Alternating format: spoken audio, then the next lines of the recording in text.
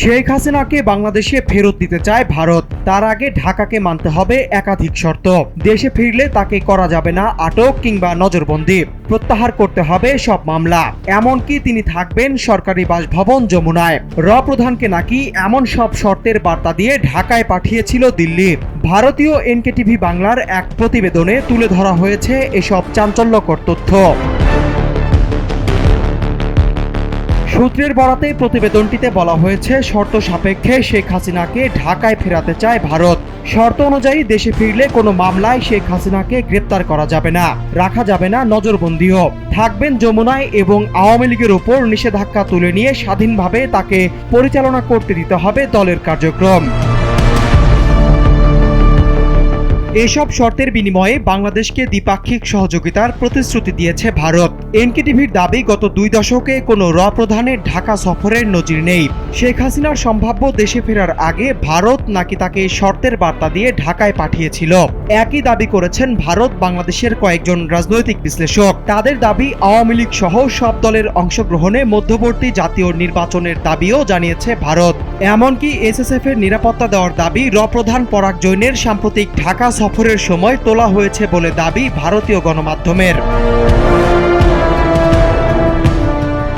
একই সঙ্গে দেশটির সামাজিক যোগাযোগ মাধ্যমে বলা হচ্ছে, শেখ হাসিনা দেশে ফিরলে দিতে হবে মধ্যবর্তী নির্বাচন।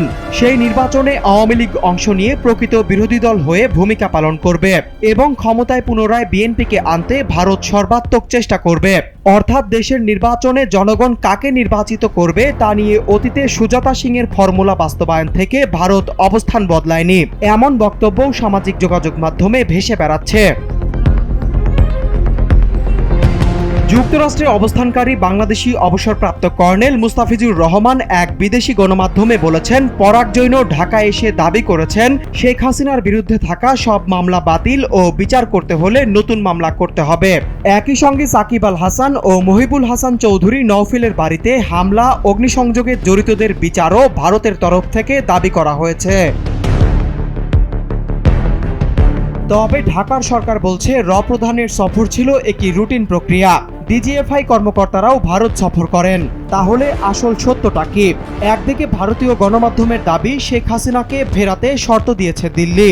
অন্যদিকে ঢাকার বক্তব্য, প্রধানের সফর ছিল নিয়মিত ও রুটিন মাফিক।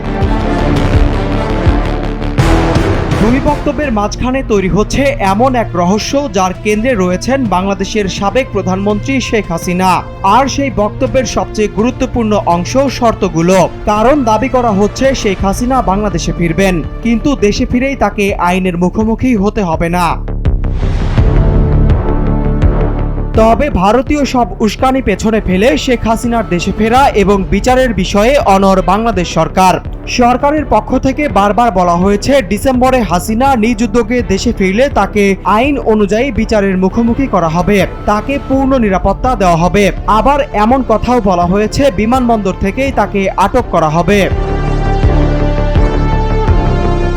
আর আপাতত অনুকূল পরিবেশ তৈরি না হওয়া পর্যন্ত বাতিল হয়েছে প্রধানমন্ত্রী তারেক রহমানের দিল্লি সফর। ভারত সফরের জন্য ধীরে চলনীতি অনুসরণ করছে বাংলাদেশ। আর এই পরিবেশ তখনই তৈরি হবে যখন দ্বিপাক্ষিক প্রত্যর্পণ চুক্তি অনুযায়ী শেখ হাসিনা ও অন্যান্য পলাতক অপরাধীদের বাংলাদেশের কাছে হস্তান্তর করা হবে।